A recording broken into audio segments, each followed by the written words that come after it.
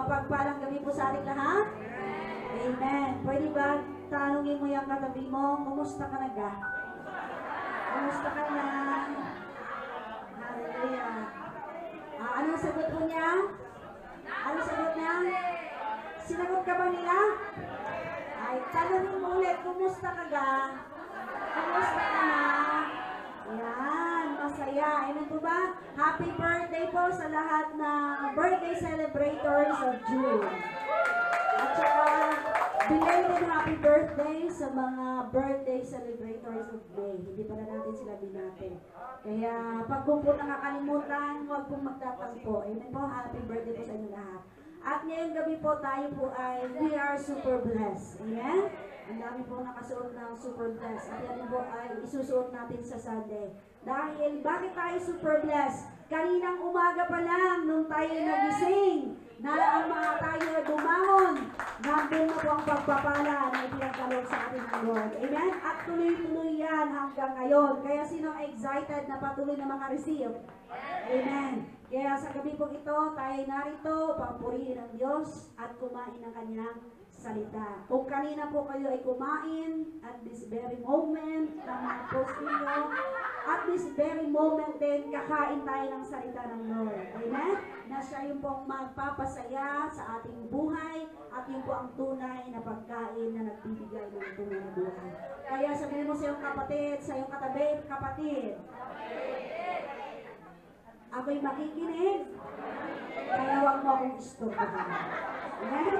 Itago, ipaki-silent mode po yung mga cellphone, and then, pag yung po yung mga Bible, nasa monitor naman po ang Word of God na ito-flash.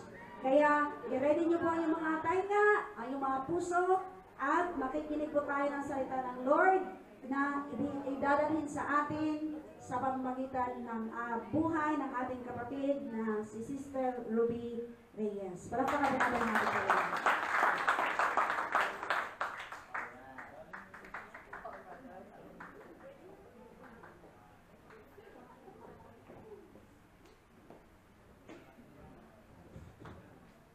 Amen. Are we blessed? Amen. Wow, so praise and worship pa lang po. Grabe na, di mo ba? Amen. Wow, palakpakan nga po natin si Lord.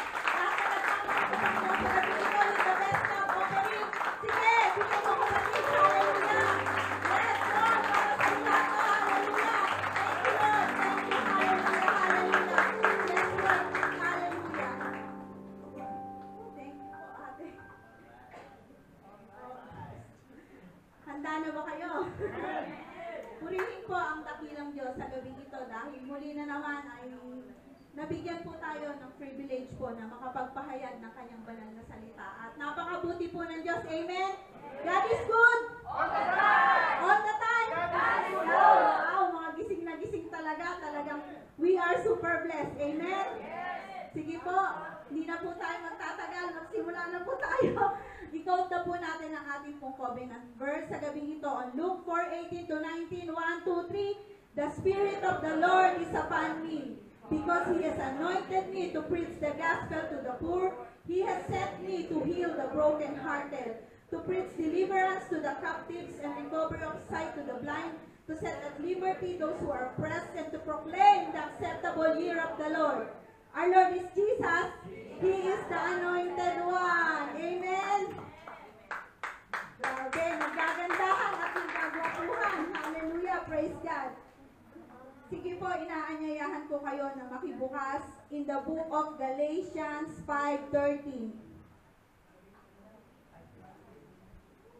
Sabi po dito, for you have been called to live in freedom, my brothers and sisters, but don't use your freedom to satisfy your sinful nature.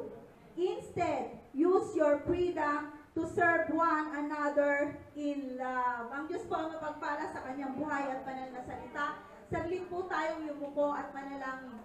Amang Diyos na buhay, banal at makapangyarihan sa lahat, salamat o Diyos sa gabing ito, Lord God. Salamat sa napakaganda mong gagawin. At ngayon pa lang, Lord God, i-bless mo ang iyong banal na salita, Panginoon. At Lord, itago mo ako sa iyong banal na likuran. Ikaw lang ang mataas at maparangalan. At Lord, we ask, Lord God, for the great anointing, Lord, na mararanasan namin sa gabing ito. We declare victory and we cancel Jesus' name we pray. Amen. So sa binasa po natin, sabi po dito, tayo daw po pala ay tinawag para mamuhay na malaya. Wow, ang sarap po na mabuhay na malaya. Amen? Malaya sa alalahanin. Malaya sa problema. Malaya sa sakit. Amen? Tulad ngayon, ang lakas natin. Malaya tayo sa sakit. Nakarating tayo dito. May hininga tayo. Amen? Malaya sa galit. Amen? Dahil nagmamahalan ang JA1 people. Amen? Amen? So, malaya. Yun po pala ang purpose ni Lord. Tinawag niya tayo upang maging malaya. Ang bawat isa po ba sa atin ay nabubuhay na malaya? Amen. Amen. Sige, sabihin mo sa katabi mo, malaya ka na. Amen. Sige, sabihin mo pa isa, malaya ka na. Buhay na buhay po. Praise God. Sige, palakpakan natin si Lord kasi binigyan natin ang kalayaan. Amen. Hindi natin ang makahanap sa mundong ito. Kahit anong gawin natin, magpagod po tayo. Pero si Lord lang yung makapagbibigay ng tunay na freedom. Amen. Yung buhay na wala kang inaalala. Amen. Yung buhay na punong-puno ng joy. Amen. Yung kahit na napakarami mong iniisip, pero laging may peace. Amen. Amen. Kay Lord lang po yan. Amen. Amen. So yun po. Pero ang sabi po dito, but don't use your freedom to satisfy your sinful nature. Ayun po pala. Hindi po pala tayo binigyan ni Lord ng kalayaan na dahil malaya na tayo ay gagawin na natin ang gusto nating gawin.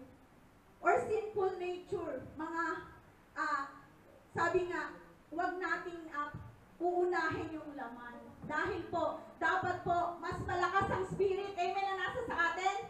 Hindi dahil malaya na tayo, ay, malaya na ako, ako'y pinatawad na ni Lord. Gagawin ko na to, pwede na. Hindi po pala ganon. Huwag po pala natin gagamitin ang freedom na to na binigay ni Lord sa atin. Para po, gawin na natin ang gusto natin gawin. Amen? Dahil tayo po, biyaya ni Lord na binigyan niya tayo ng kalayaan. Biyaya ni Lord na tayo ay tinubos niya sa ating mga kasalanan. Amen? Yan po ay biyaya ng Lord na dapat po tinetreasure natin. Huwag nating sasayangin. Amen? At huwag na tayong babalik pa sa lugar na kung saan hinango na tayo ni Lord. Amen? Amen. Dahil ang gusto ni Lord, lumakad tayo as He called us. The Lord wants us to move forward na para po, kapatid, sabi po dito, instead, use your freedom to serve one another in love. So yun po pala yung purpose ni Lord. Na ang kalayaan na yan, huwag mo lang sarilinin yan. Kung may nakikita ka na nangangailangan, lapitan mo.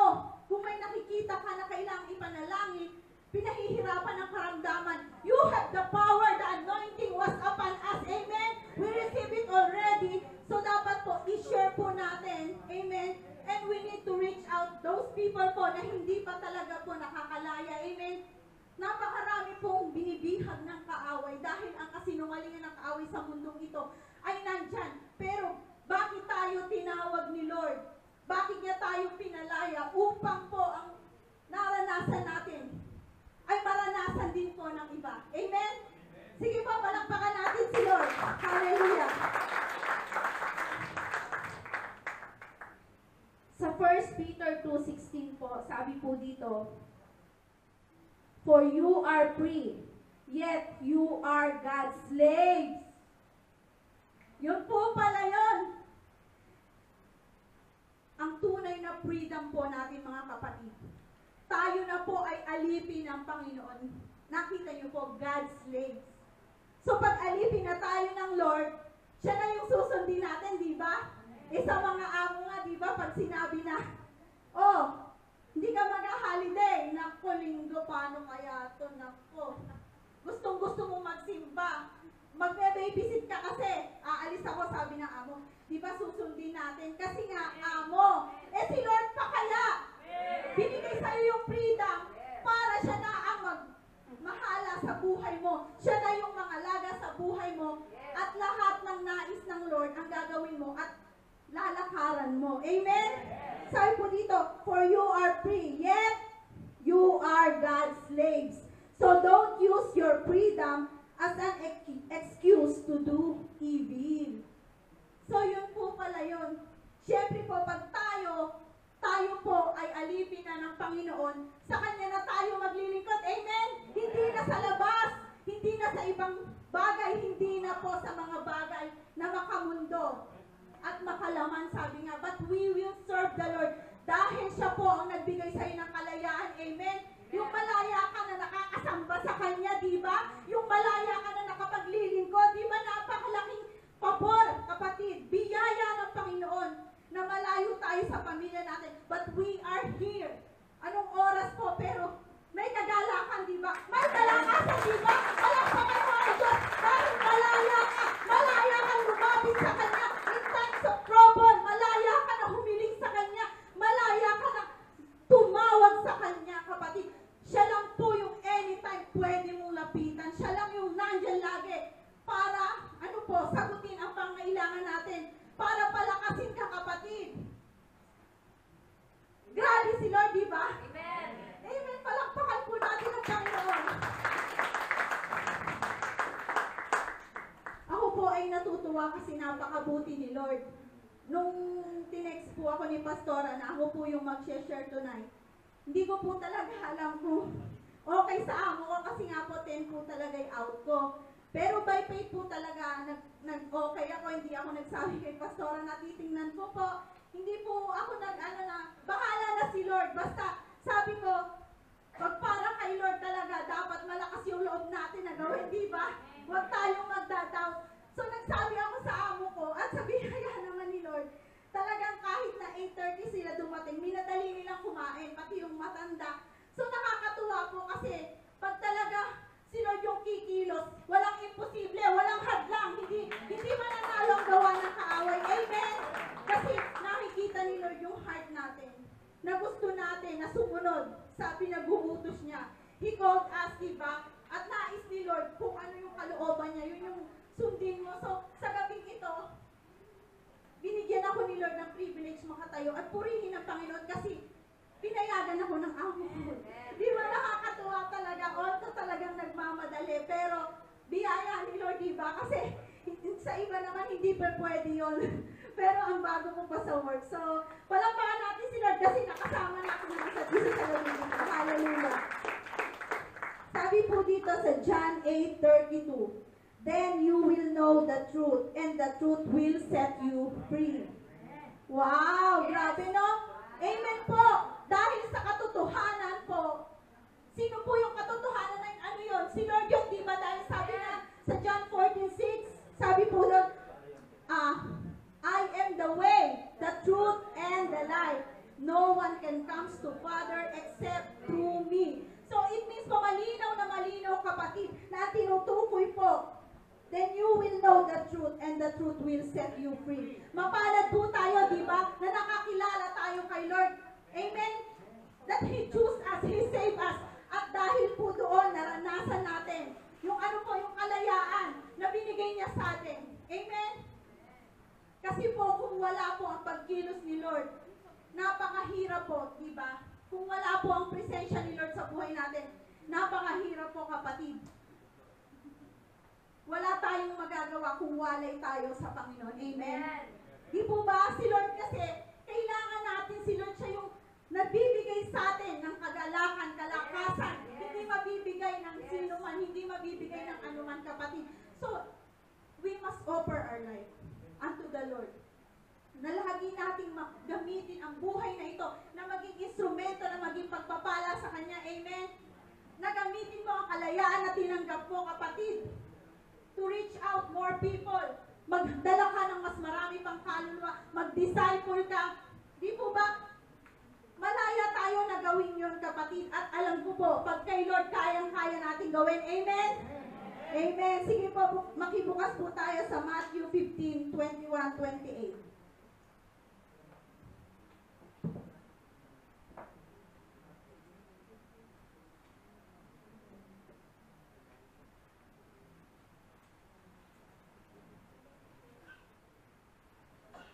Okay po, sabi po dito, 21.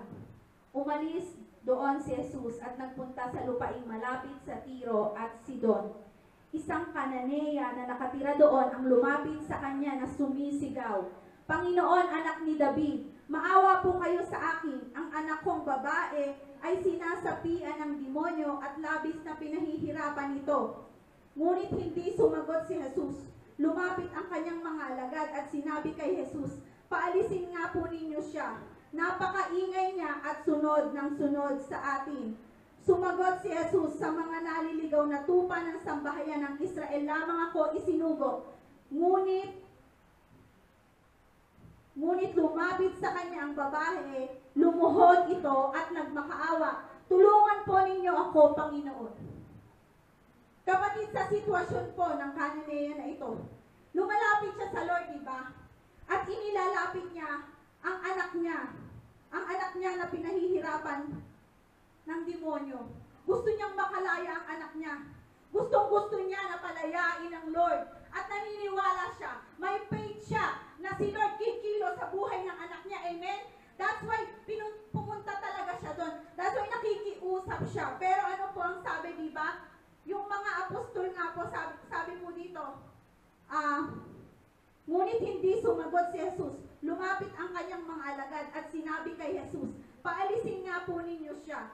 Napakaingay niya at sunod ng sunod sa atin. Di po ba sa ganong sitwasyon parang sobrang nakakaano ng kalooban nyo, di ba? Yung pagsalitaan ka ng ganon, na nangangailangan ka, na talagang naniniwala ka, na mararanasan mo yung pagkilos ni Lord na alam mo na, through you yung anak mo gagaling, di ba? Di ba? Kaya siya nagpunta doon. Pero ano po, di ba, nakaranas siya ng salita na talaga namang, sabi nga, paalisin nga po ninyo siya, napakaingay niya, at sunod ng sunod sa atin. Pero sa kanya po, hindi siya umalis. Sabi po dito, sumagot si Jesus. Di ba sabi dito, sa mga naliligaw na tupa ng sambahayan ng Israel lamang ako isinugo. Ngunit lumapit sa kanya ang babae, lumuhod ito at nagmakaawa. Tulungan po ninyo ako, Panginoon. Nakita niyo yung heart niya? Yung faith niya, kapatid. Paano siya nagpakumbaba sa harapan ng Panginoon? Dahil alam niya na yung nilalakaran niya, yung faith niya na yan, may gagawin ang Lord sa anak niya. Amen? Nakaka-bless po, di ba? Kasi hindi siya nanghina sa salita. Hindi siya nanghina sa ginawa sa kanya ng mga alagad, di ba? Kundi, nandun pa rin siya sa vision niya. Nandun pa rin siya sa tinatarget niya. Na alam niya na ang anak niya palalayain ni Lord. Amen? That's the faith. Amen? Amen. Palakpakan mo si Lord. Amen. Hallelujah. Hallelujah, Jesus. Tapos po, sabi pa dito sa 26, sumagot si Jesus, hindi dapat kunin ang pagkain ng mga bata at ibigay sa mga aso. So, parang yung word aso. Pero alam niyo po, kapatid, sumagot ang babae, sabi niya dito, totoo nga, Panginoon, ngunit ang mga aso man po ay kumakain ng mumong nalalaglag sa hapag ng kanilang Panginoon, tugon ng babae. Nakaka-bless po kasi hindi siya na-trigger, hindi siya nanghina. Diba? Kundi tuloy-tuloy pa rin siya sa paglapit sa Panginoon. Pilit pa rin niya na ipinagpapatuloy ang faith niya na may gagawin ang Lord sa buhay ng anak niya. Sa buhay po ba natin, kapatid? Sa ating paglilingkod, sa ating pong buhay, personal relationship sa Lord, paano po ba natin inaabot ang Panginoon? Paano po ba tayo lumalapit sa Kanya? Paano po ba na tinatouch natin yung heart ni Lord?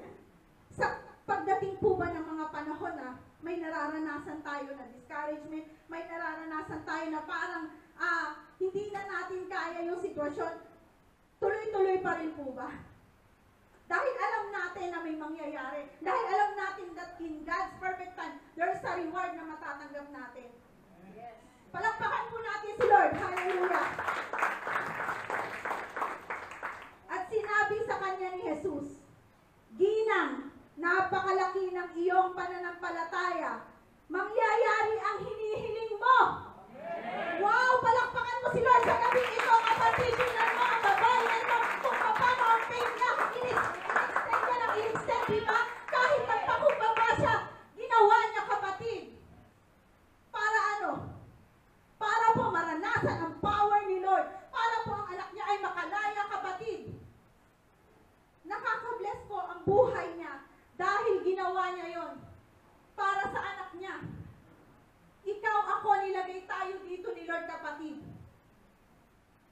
gagamitin. Katulad ng akala niya na babaeng ito, na kung saan, through her, di ba?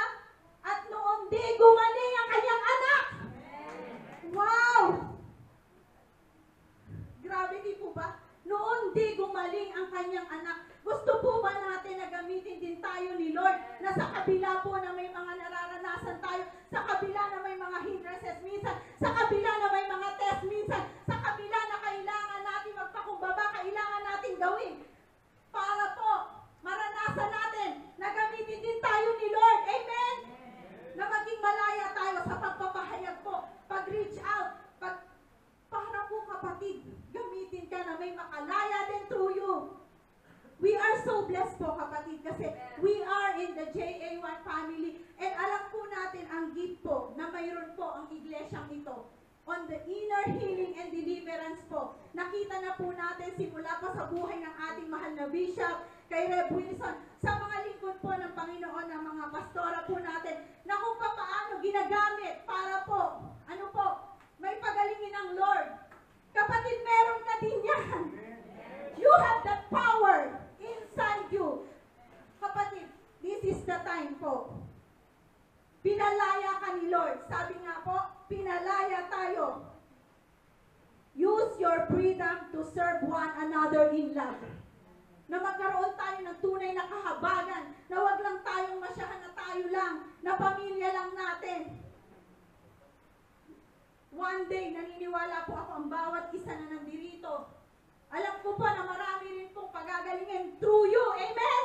Maraming makakalaya through you. Maraming lalaman through your declaration prayer. Maraming mapapromote. Amen? Tanggapin niyan dahil ibibigay ni Lord yan. Mangyayari yan kapatid. Amen? Praise God. Purihin po ang Panginoon sa gabing ito. Nakaka-bless po, di po ba?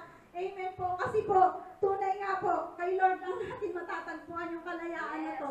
Amen. Wala na pong iba. Hindi natin makikita, hindi natin mahahanap kahit saan. Si Lord lang. Kasi po, lahat tayo alam natin, before tayo nakakilala sa Lord, lahat tayo ay alipin. Amen? Ng ano po, ng gawa ng kaaway sa buhay natin. Lahat tayo ay naging alipin po ng kasinungalingan ng kaaway, di po ba? Pero sa habag at biyaya ng Diyos, sa pag-ibig ng matinding pag-ibig ng Panginoon, di po ba tayo ay naligtas? At sa kaligtasan na yun, dumaloy po, ano po, ang buhay na malaya. Malaya sa lahat. Lahat-lahat ng nasa mundong ito.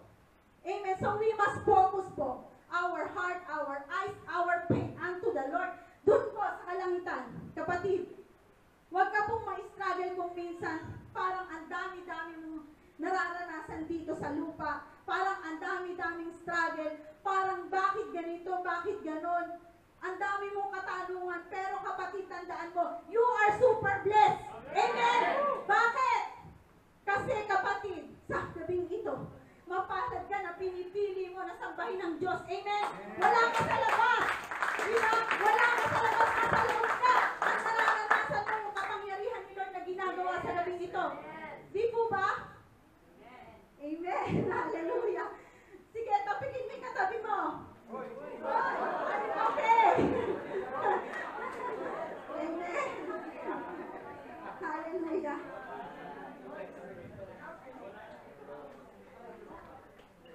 Paano nga po ba natin, sabi nga po, di po ba,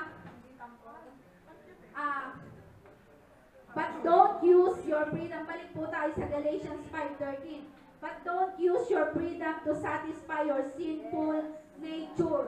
Ano po ba yung sinful nature na sinasabi? Sige po, sabi po dito sa Galatians 5:16, sinasabi ko sa inyo, mamuhay kayo ayon sa Espiritu at hindi ninyo pagbibigyan ang mga pagnanasa ng laman, sapagkat ang mga pagnanasa ng laman ay laban sa kagustuhan ng Espiritu, at ang kagustuhan ng Espiritu ay laban sa mga pagnanasa ng laman.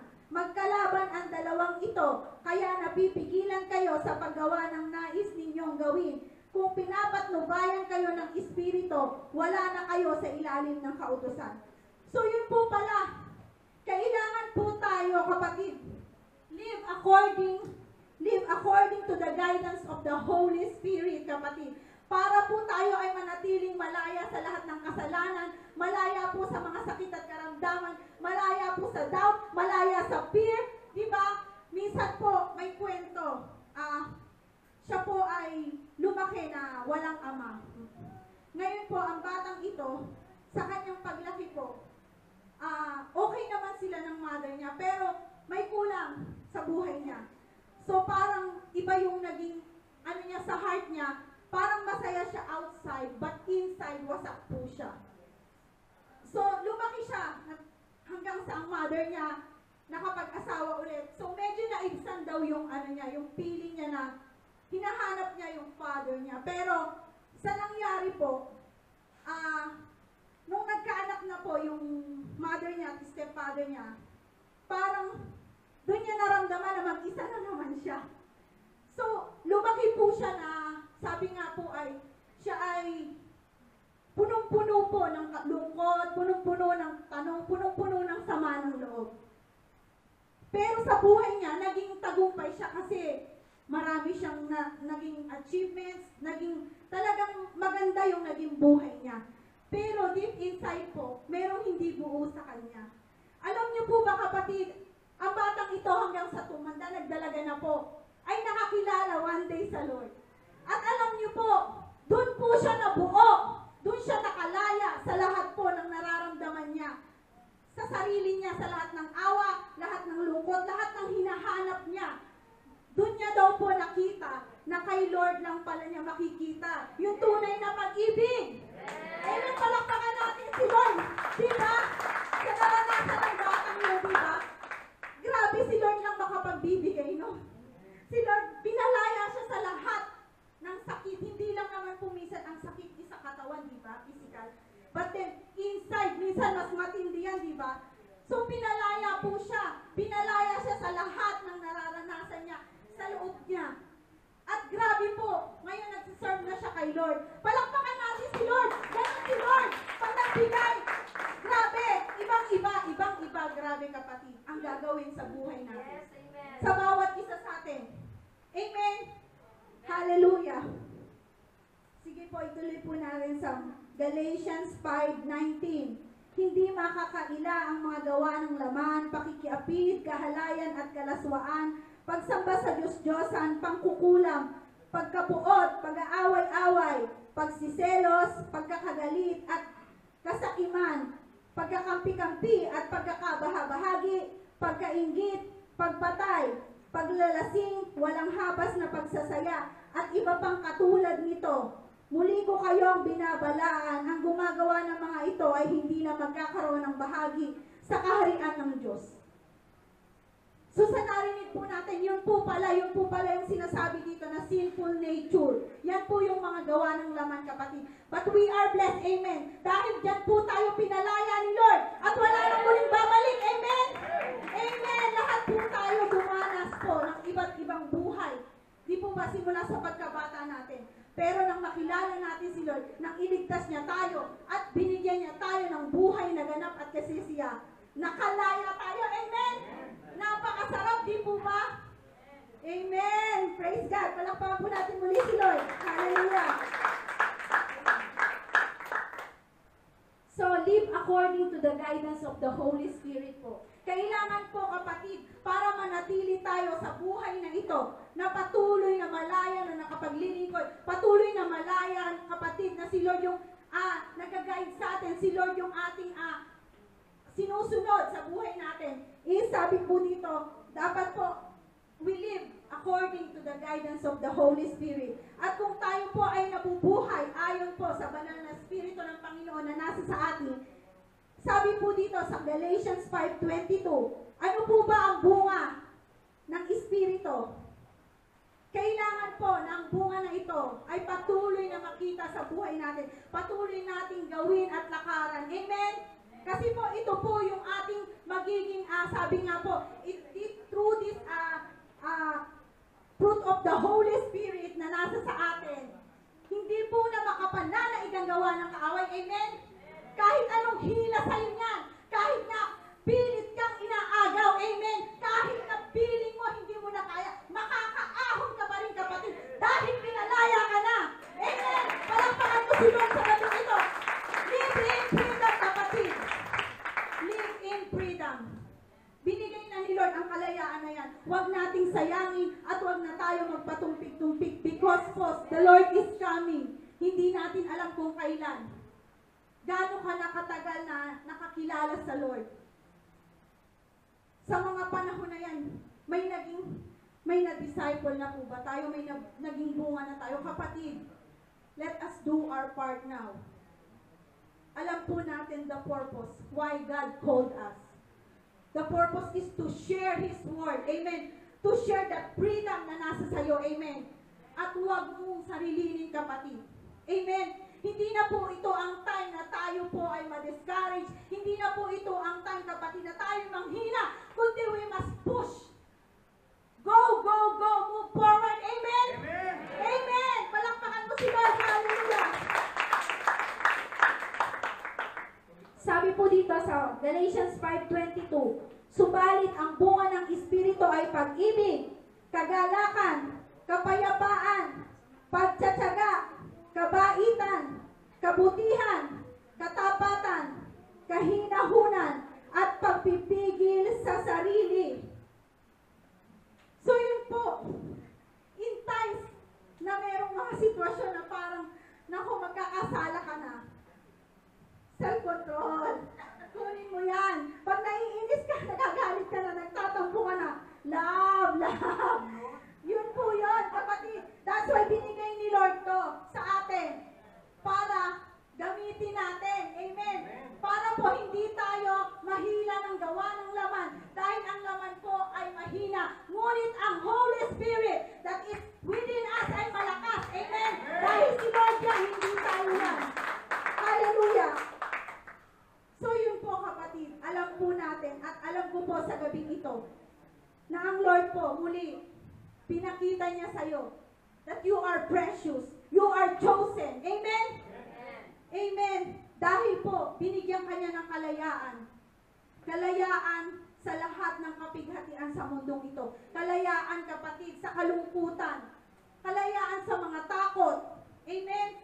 Kalayaan sa sakit. Kalayaan sa kahirapan. Amen? Amen. Malakas tayo. Pinagpala tayo. Super blessed tayo. Amen. Amen. Hallelujah. Sige, palakpakan po natin muli si Lord.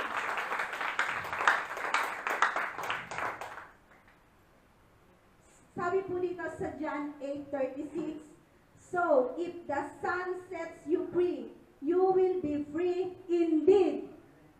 So, free na tayo. Amen. Free tayong magpuri. Free tayong sumamba. Free tayong magpasalamat. Free tayong lumapit. Amen.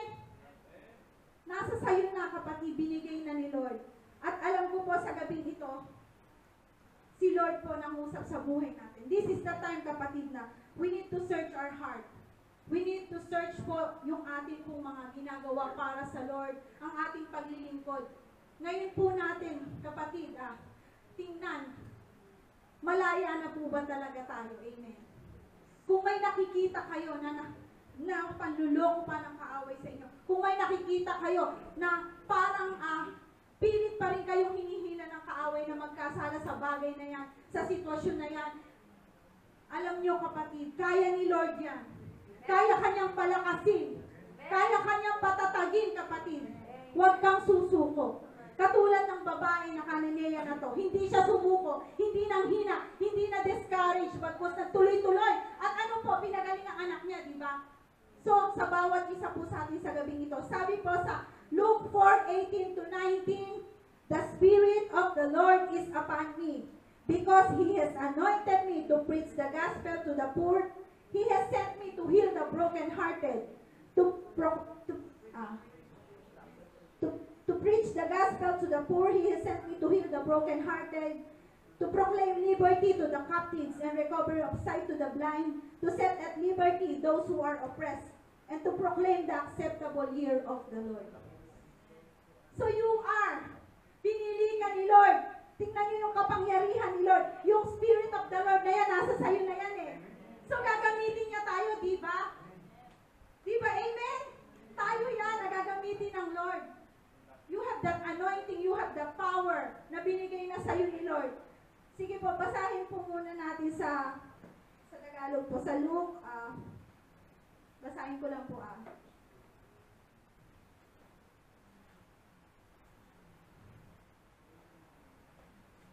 Sabi po dito, Luke 4:18, sabi po, ang Espiritu ng Panginoon ay sumasa akin, sapagkat hinirang niya ako upang ipangaral sa mga mahihirap ang magandang balita. Isinugo niya ako upang ipahayag sa mga bihag na sila'y lalaya, at sa mga bulag na sila'y makakakita. Wow! Isinugo ako upang palayain ang mga inaapi at upang ipahayag ang panahon ng pagliligtas ng Panginoon. Palakpakan natin si Lord.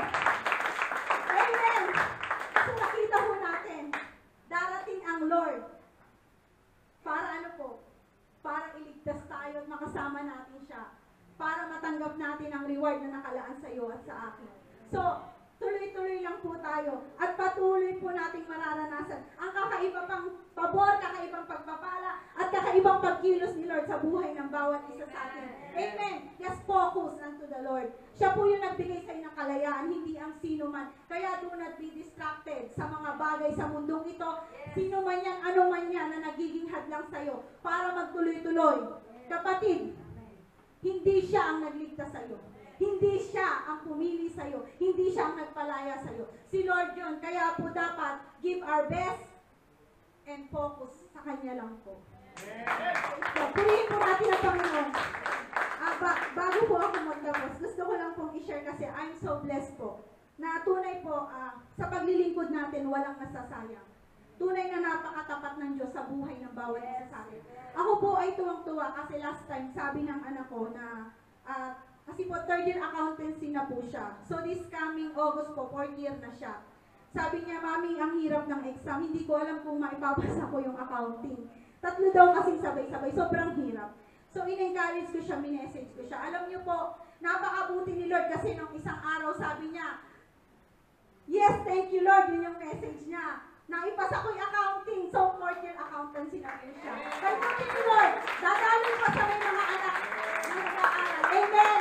So, to God be the glory po. At alam ko po, sabihin mo sa katabi